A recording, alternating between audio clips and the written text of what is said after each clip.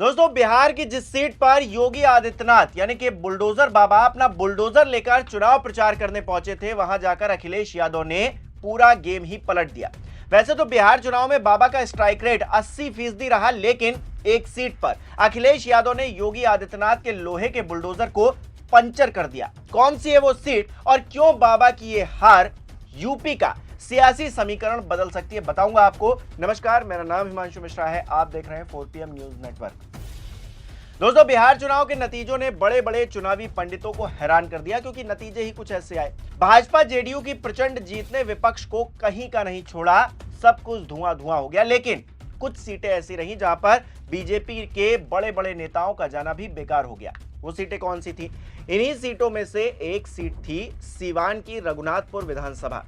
यहां से बाहुबली नेता और राष्ट्रीय जनता दल से सांसद रह चुके सैयद शहाबुद्दीन के बेटे ओसामा शहाब ने चुनावी ताल ठोकी थी। ये सीट जेडीयू के खाते में भी गई थी, जिसकी तरफ से विकास कुमार सिंह चुनाव लड़ रहे थे, लेकिन 9,248 वोटों के अंतर से विकास कुमार सिंह चुनाव हार गए, ओसामा चुनाव जीत गए।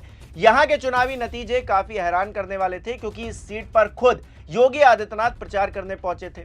यहां बाबा का बुलडोजर से स्वागत तक किया गया था और ओसामा को लेकर उन्होंने पर्सनल अटैक भी किया था। किस तरह से, खुद देखिए। आरजेडी ने यहां से जो प्रत्याशी दिया है वो अपनी खानदानी आपराधिक पृष्ठभूमि के लिए इस पूरे क्षेत्र नहीं, देश और दुनिया में कुख्यात रहा है।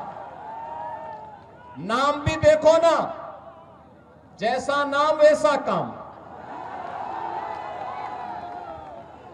जैसा नाम वैसा काम। और बहनों और भाइयों, इसीलिए तो मैं कहता हूं, हमने यूपी के अंदर एक बात कही कि भाई देखो, अपराध और अपराधियों के प्रति जीरो टॉलरेंस, अराजकता पैदा करने वालों के खिलाफ जीरो टॉलरेंस की नीति के तहत ये डबल इंजन की सरकार नीतीश जी के नेतृत्व में कार्य कर रही है। और बहनों और भाइयों, जो बाकी बच जाता है, यूपी का बुलडोजर उसको पूरा कर लेता है। हालांकि जब चुनावी नतीजे आए तो योगी के ये सारे चुनावी बोल धरे के धरे रह गए। शायद इसकी एक वजह अखिलेश यादव भी रहे, क्योंकि वो भी इस सीट पर ओसामा के लिए चुनाव प्रचार करने पहुंचे थे। उत्तर प्रदेश के अंदर दोनों नेताओं यानी कि अखिलेश यादव और योगी आदित्यनाथ की जो सियासी अदावत है, किसी से छिपी हुई नहीं है। ऐसे में बिहार के अंदर जब टकराव हुआ तो नतीजा क्या आया, ये रघुनाथपुर की सीट बता रही है। ऐसे में अखिलेश यादव ने भी रघुनाथपुर में जिस तरह से पूरा दमखम दिखाया, उसकी एक नजीर देखिए जरा। सुनने में आया है कि एक पड़ोसी आए थे, कोई पड़ोसी, एक रंगा पड़ोसी, एक रंगा है वो कभी बहुरंगी लोगों को स्वीकार नहीं कर सकते हैं। उत्तर प्रदेश का धान जाने कहां जा रहा है, किसी को नहीं पता है। ना उत्तर प्रदेश में धान की कीमत मिल रही है, ना आपके बिहार में कहीं भी धान की कीमत मिल पा रही है। अब बहुरंगा और एकरंगा की सियासी बयानबाजी में सीवान की जनता ने ओसामा को जिता दिया। बड़ी बात यह है कि ओसामा पहली बार चुनावी मैदान में उतरे थे।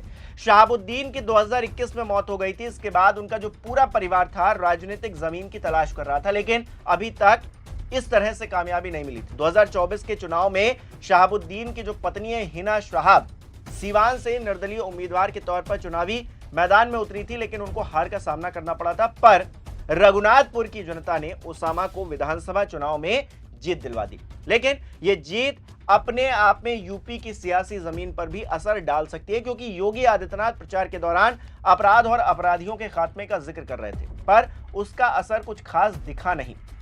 अपराध के मामले में यूपी भी पीछे तो है नहीं। एनसीआरबी का डेटा बताता है कि महिलाओं को लेकर यूपी में अपराध बढ़ा है, उसके आंकड़े भी सामने आए हैं। इसके अलावा राम मंदिर का जिक्र भी बाबा ने किया चुनावी प्रचार के दौरान। लेकिन लोकसभा चुनाव में फैजाबाद की सीट समाजवादी पार्टी के खाते में चली जाना अपने आप में सबसे बड़ी सियासी घटना थी। तो ये सारे मुद्दे बीजेपी के हाथ से निकलते हुए दिखाई दिए हैं। बिहार चुनाव के बीच में पटना एयरपोर्ट से एक तस्वीर भी निकलकर सामने आई थी, जिसमें अखिलेश यादव और केशव प्रसाद मौर्य एक साथ हंसते मुस्कुराते नजर आए थे। उस तस्वीर को देखकर योगी आदित्यनाथ विचलित हो गए हैं, ये दावा खुद अखिलेश यादव भरी प्रेस कॉन्फ्रेंस में किस तरह से करते हैं, सुनिए जरा। और इधर देखा होगा आपने कि हमारे मुख्यमंत्री जी बहुत कम्युनल स्पीच देने लगे हैं। अभी उनकी स्पीच सुनी है सरकार की, वो इसलिए घबरा जाते हैं जब उन्हें लगता है कि जनता खिलाफ है, पार्टी के लोग खिलाफ हैं, एमएलए खिलाफ हैं। और कोई मिठाई खिलाने की बात कर रहा था पटना एयरपोर्ट पर, उससे घबरा जाते हैं कि कहीं ऐसा तो नहीं कुर्सी हिल जाएगी। तो जैसे ही उन्हें कुर्सी हिलने का डर लगता है, वैसे ही वो कम्युनल स्पीच बोलने लगते हैं। उन्हें विजन इंडिया से, न्यू इंडिया से कोई लेना देना नहीं है। स्टार्टअप में क्या करना है स्टेट गवर्नमेंट को, उन्हें होश ही नहीं है। स्टार्टअप इंडिया इतना बड़ा कार्यक्रम चला देश में, उन्हें होश ही नहीं है कि स्टार्टअप इंडिया है क्या।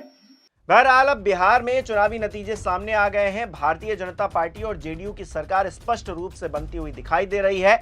ऐसे में विपक्ष अब क्या करेगा, अगला कदम क्या होगा? कहा तो यह जा रहा है कि चुनाव का बहिष्कार होगा। बंगाल में भी चूंकि चुनाव होना है, उसके बाद उत्तर प्रदेश का सियासी रण लड़ा जाना है। अखिलेश यादव जिस तरह से 2024 में भारतीय जनता पार्टी पर भारी पड़े थे, क्या विधानसभा चुनाव में भी भारी पड़ पाएंगे? क्योंकि अखिलेश यादव एक सीट तो जितवाने में कामयाब रहते हैं। बाबा जहां पर अपना बुलडोजर लेकर जाते हैं, उस बुलडोजर को, क्योंकि बुलडोजर में कोई ऐसा पहिया तो होता नहीं जिसे पंचर किया जा सके, लेकिन उस लोहे के बुलडोजर को भी, सियासी बुलडोजर को भी अखिलेश यादव पंचर कराते हैं बिहार के अंदर एक सीट पर।